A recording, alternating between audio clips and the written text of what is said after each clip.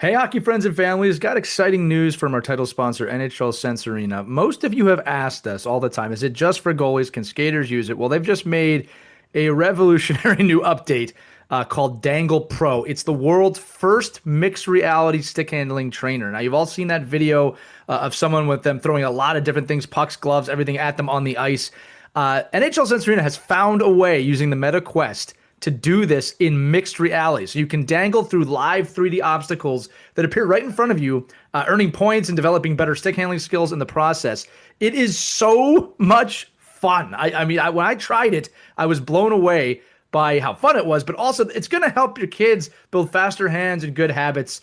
Like picking your head up while stick handling with the puck, something we talk about all the time. This thing is only available inside NHL Sense Arena, and they're giving, again, $25 off an annual subscription. They're very gracious with us. When you use the code OKPH at checkout, you can check that out at sensearena.com/OKPH. Again, sensearena.com/OKPH. And give your young hockey player that increased hockey IQ, gets more confidence, faster hands. But this new module called Dangle Pro, they've really outdone themselves with this. Again, NHL Sense Arena is the only VR hockey training platform officially licensed by the NHL. It's a proud partner of USA Hockey and the OMHA. And it's got hundreds of drills on here for goaltenders, for players. And again, just 10 to 20 minutes a day, a few times a week, can really sharpen your kids' skill set. Trust me, it's a far better use of screen time than scrolling on YouTube or just playing regular video games. Again, sensearena.com/OKPH, sensearena.com/OKPH, sensearena.com/OKPH. Get your $25 off. Check out Dangle Pro. And now, check out this episode.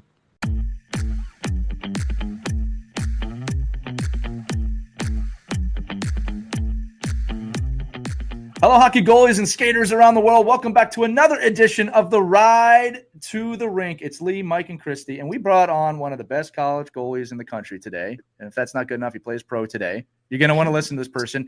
Whether you're a goalie or not, kids, if you're in the car right now with your parents going, I'm not a goalie, I don't need to listen to this. Yes, you do. Goalie's a very important position. So we're bringing in here Ian Shane, one of our really greatest goaltending guests ever. And we're going to talk today about how we all know you're talented. If you're listening to this, you love the game.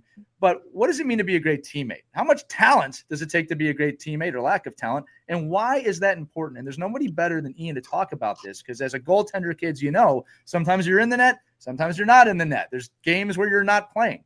So, Ian, let me throw this to you. Let's just talk about, the power of being a great teammate, and then through the eyes of a goaltender, how that applies to the whole team, the other goaltenders, so forth and so on.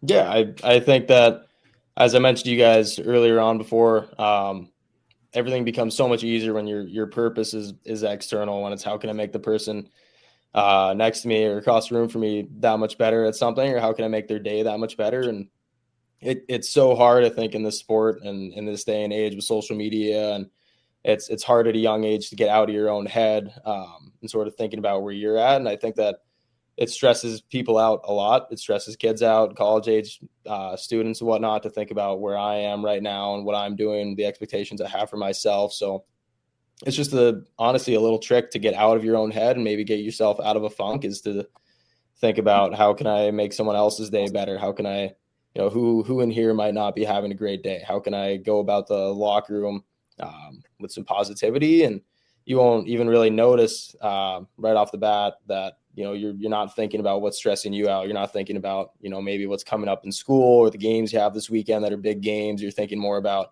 I want to make sure that my teammates are okay. And we've talked about before as well that it's really hard to think and play hockey at the same time. Things happen so fast. So if you can sort of get out of that, thinking mindset of trying to overthink the whole game and complicating things for yourself, then it just all becomes easier and your game becomes better, it comes more naturally, and also helps develop these relationships with your teammates. Great advice, Ian. And what if you're not the only goalie on the team? What kind of a relationship should you develop with other goalies?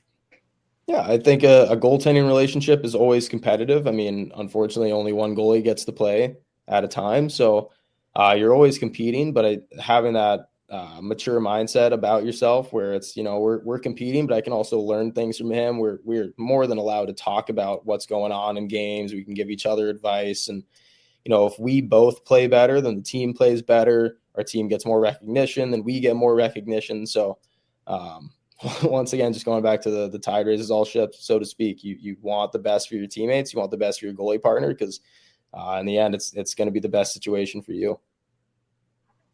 I want to ask this too, Ian. It's great advice, but knowing kids, you kids, you can be mean to each other.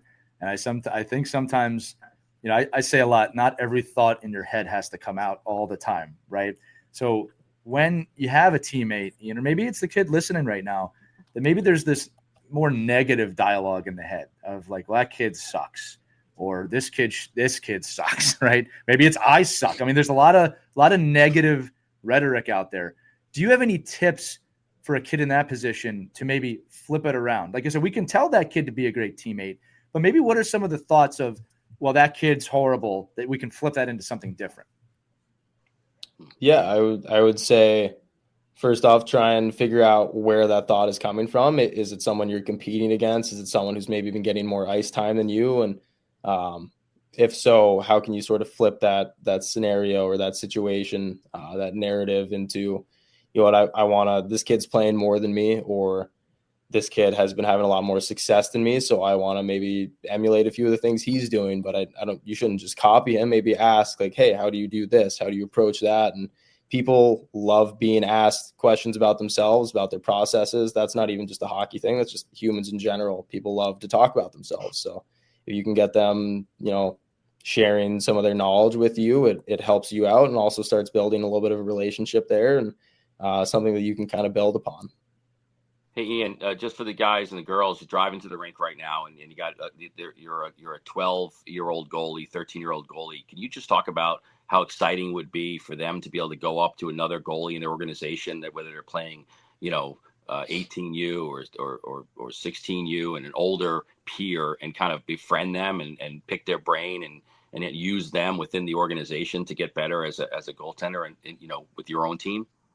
I think that's absolutely huge. If you have access to somebody who's willing to share information with you, might be a little bit older and experienced, and that's something that I learned in college and high school hockey, that your upperclassmen, they want what's best for the team, they want what's best for you, and they're going to help you out. Like, everybody loves to be asked stuff about their process and what they're doing, so don't be afraid to start those conversations. It's okay to go up to somebody and ask, like, hey, I saw you were doing this before the game. Even as little as, I saw you taped your stick this certain way. Why do you do that? At least it starts a little bit of a dialogue and a relationship, and then you can build off of that, get into more nuanced questions, and it's going to help, honestly, both you, because that person's now going to also think about their process a little bit more, and maybe they think of, oh yeah, actually, why do I do that? And it'll help both sides out. I love it, Ian. And I'll say to the kids out there, we talked about this on the big episode, having a growth mindset over a fixed mindset. It is a major way to stand out on your team. Go look that up. And we said this on the big episode too. You should listen to the full episode with Ian this week if you're interested in what he's talking about, because he started in a non-traditional hockey market in California, and then he started as the third goaltender on Cornell. Then he became the starter for 4 years. And now he's making his way into professional hockey. If that's a dream of yours, it's a great episode to listen to. But Ian, great stuff today for the kids. Thanks for coming on. Yeah, thank you guys so much for having me. This was awesome. All right. For Mike, Christie, and Ian, kids, remember, wherever you're at on your hockey journey, know we believe in you. All right? You should too. We'll see you on the next ride to the rink, everybody. Have fun and skate on.